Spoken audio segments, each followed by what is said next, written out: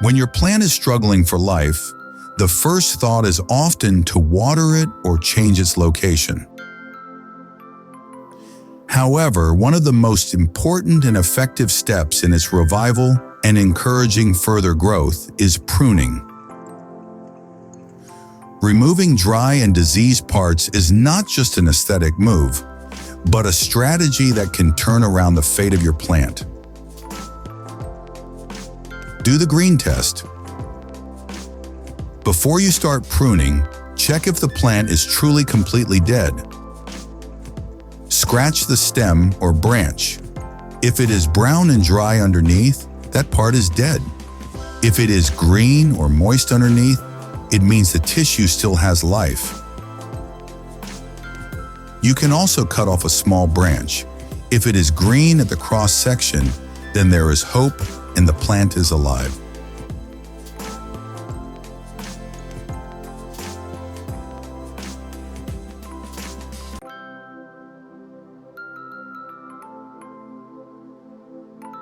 In my case, there are even new small leaves on the branches, which is a very good sign, even though the larger part of the above ground section is dry.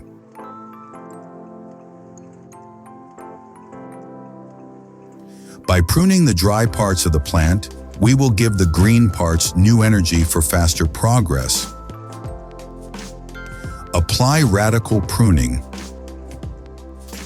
Cut off everything that is obviously dry, brown, brittle, and lifeless. Cut back to the point where the tissue looks healthy and green.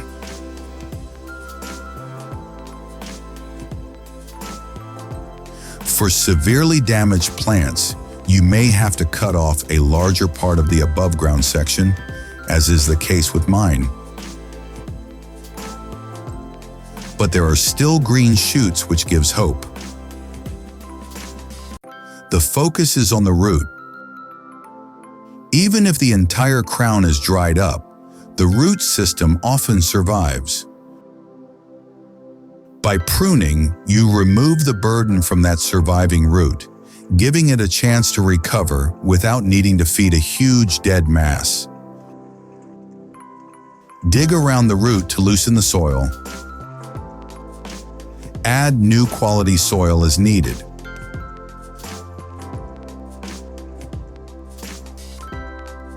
Proper care is needed even after pruning. Do not overwater until new growth appears. Avoid fertilizing, as this is too much of a shock for a recovering plant.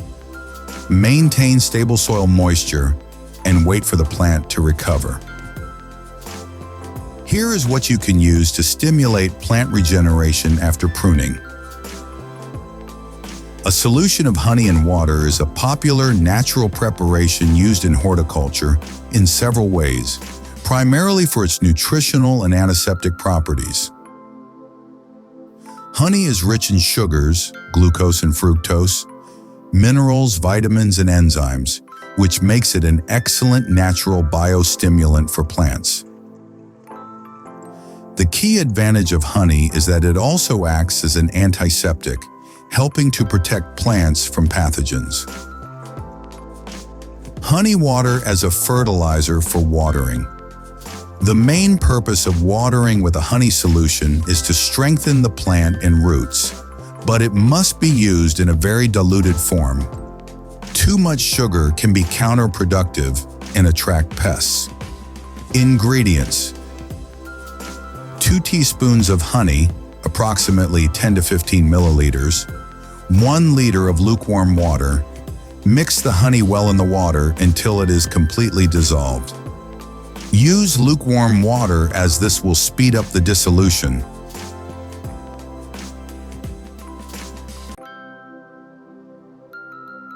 Water indoor or garden plants with this solution. It is especially recommended for foliage plants as it helps them become bushier. Use once a month.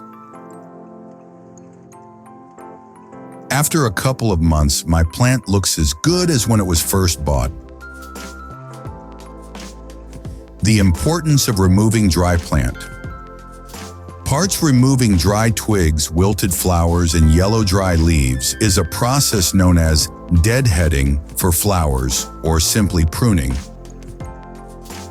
It has multiple significances for the health and appearance of the plant. It allows for energy saving and resource redirection. Every part of the plant, whether alive or dead, requires a certain amount of energy.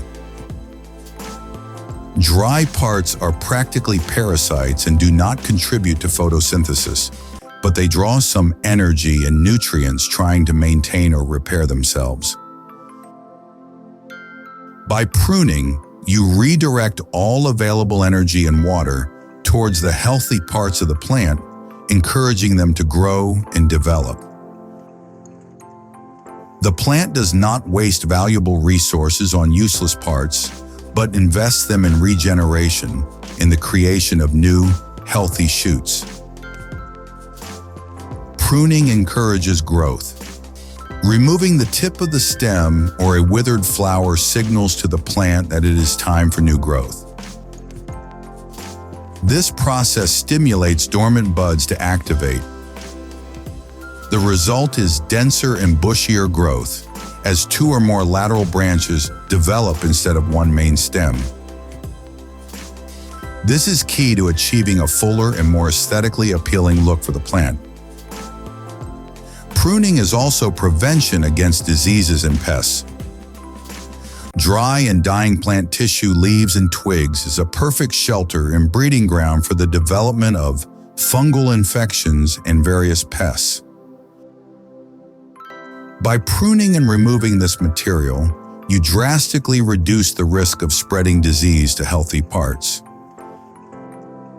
This is a form of preventive hygiene that preserves the vitality of the entire plant. Can pruning save a nearly dried up plant? Yes, in many cases, pruning can be the last line of defense for a dying plant. Become our loyal member and join our exclusive team. Do you want the best tips in a new video before anyone else?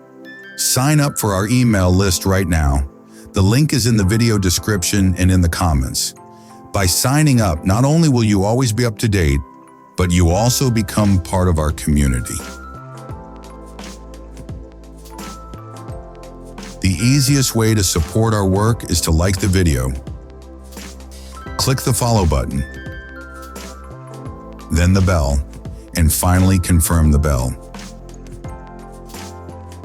This means a lot to us. Thank you for your support.